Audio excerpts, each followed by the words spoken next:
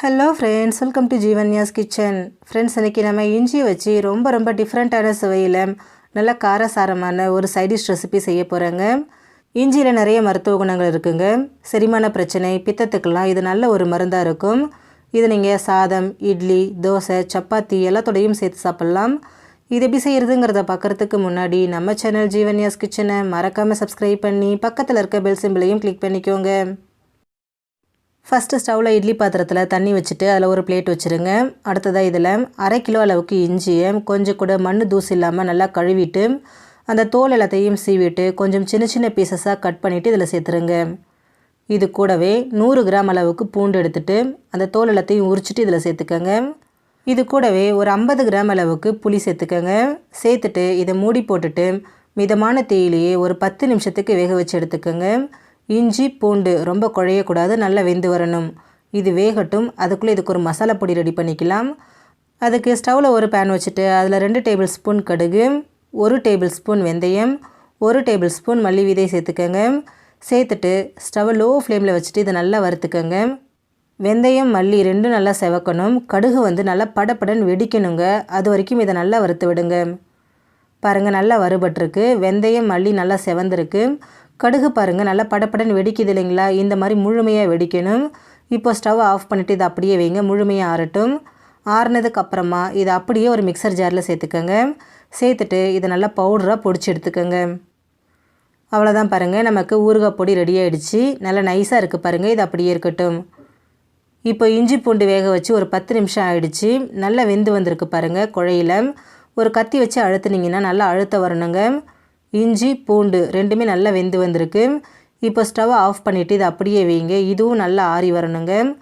இது முழுமையாக ஆறினதுக்கப்புறமா இது எல்லாத்தையும் அப்படியே ஒரு மிக்சர் ஜாரில் சேர்த்துக்கோங்க. சேர்த்துட்டு இதில் தண்ணி எதுவும் சேர்க்கக்கூடாதுங்க, அப்படியே தான் அரைச்சி எடுக்கணும். முழுமையாக சேர்த்தாச்சு. இப்போ இது கூட 2 டீஸ்பூன் அளவுக்கு கல் உப்பு சேர்த்துக்கோங்க. சேர்த்துட்டு இது ரொம்ப நைஸாகவும் இல்லாமல் ரொம்ப கொரகொரப்பாகவும் இல்லாமல் கொஞ்சம் கொரகொரப்பாக அரைச்சி எடுத்துக்கோங்க. பாருங்கள், தண்ணி எதுவும் சேர்க்கலை, ரொம்ப நைஸாகவும் இல்லை, கொஞ்சம் கொரகொரப்பாக இருக்குது இல்லைங்களா? இந்த பக்குவத்துக்கு அரைச்சி எடுத்திங்கன்னா சரியாக இருக்கும். இப்போ இது அப்படியே இருக்கட்டும். இப்போது ஸ்டவ்வில் ஒரு கடாய் வச்சுட்டு அதில் 100 ml அளவுக்கு நல்லெண்ணெய் சேர்த்துக்கோங்க. எண்ணெய் காஞ்சதும் இதில் 1 டீஸ்பூன் கடுகு, 1/2 டீஸ்பூன் சீரகம் சேர்த்துக்கோங்க. சேர்த்துட்டு இது நல்லா பொரிய விடுங்க. கடுகு சீரகம் பொரிஞ்சதும் இதில் ஒரு 10 பல் பூண்டை தட்டிட்டு சேர்த்துக்கோங்க. கூடவே ஒரு கைப்பிடி அளவுக்கு கருவேப்பிலை சேர்த்துக்கோங்க. சேர்த்துட்டு இது நல்லா ஃப்ரை பண்ணி விடுங்க. பூண்டு கொஞ்சம் செவக்கணுங்க, அது வரைக்கும் இதை நல்லா வறுத்து விடுங்க. பாருங்கள், பூண்டு ஓரளவுக்கு நிறம் மாறி செவந்து வந்திருக்கு. இப்போ இது கூட 1/2 டீஸ்பூன் அளவுக்கு பெருங்காயத்தூள், 2 டேபிள் ஸ்பூன் அளவுக்கு தனி மிளகாய்த்தூள் சேர்த்துக்கோங்க. சேர்த்துட்டு ஸ்டவ் லோ ஃப்ளேமில் வச்சுட்டு இதை நல்லா கலந்து கொடுங்க. ஹை ஃப்ளேமில் வச்சிங்கன்னா மிளகாய்த்தூள் கருகிடும். அதனால் லோ ஃப்ளேமில் வச்சுட்டு நல்லா பொரிய விடுங்க. பொரிஞ்சதும் இது கூட நம்ம அரைச்சி வச்சுருக்கிற இஞ்சி பூண்டு புளி விழுதை சேர்த்துக்கோங்க. சேர்த்துட்டு இதை ஒரு 2 நிமிஷத்துக்கு நல்லா கலந்து கொடுங்க. நம்ம இதை ஏற்கனவே வேக வச்சு அரைச்சிட்டு தான் சேர்த்துருக்குறோம். தண்ணி எதுவும் சேர்க்கலை, அதனால் ரொம்ப நேரத்துக்கெல்லாம் இதை வேக வைக்க வேண்டாம். அந்த மசாலா பொடியும் அந்த விழுதும் ஒன்று சேர்ந்து வர அளவுக்கு இதை நல்லா கலந்து விட்டாலே போதும். பாருங்கள், எல்லாமே நல்லா ஒன்று சேர்ந்து வந்திருக்கு. ஒரு 2 நிமிஷம் போல் தான் ஆயிருக்கு. எண்ணெயும் நல்லா பிரிஞ்சு வருது பாருங்கள். இப்போ இது கூட நம்ம அரைச்சி வச்சுருக்கிற ஊறுகாய் பொடியை சேர்த்துக்கோங்க. கூடவே 1 டேபிள் ஸ்பூன் வெல்லமும் சேர்த்துக்கோங்க.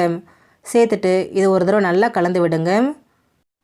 நம்ம சேர்த்துருக்கக்கூடிய பொடி அந்த விழுதோடு நல்லா சேர்ந்து வர அளவுக்கு கலந்து விடுங்க. பாருங்கள், நல்லா மிக்ஸ் பண்ணியாச்சு. இந்த அளவுக்கு நல்லா கலந்ததுக்கப்புறம் ஒரு 2 நிமிஷம் அப்படியே வைங்க, லோ ஃப்ளேமில் வேகட்டும். 2 நிமிஷம் போல் ஆகிருக்கு. நல்லா வெந்து எண்ணெய் பிரிஞ்சு வந்துருச்சு பாருங்கள். இந்த அளவுக்கு எண்ணெய் பிரிஞ்சு வந்ததுக்கப்புறமா இதை நம்ம ஸ்டவ்லேருந்து எடுத்துடலாங்க.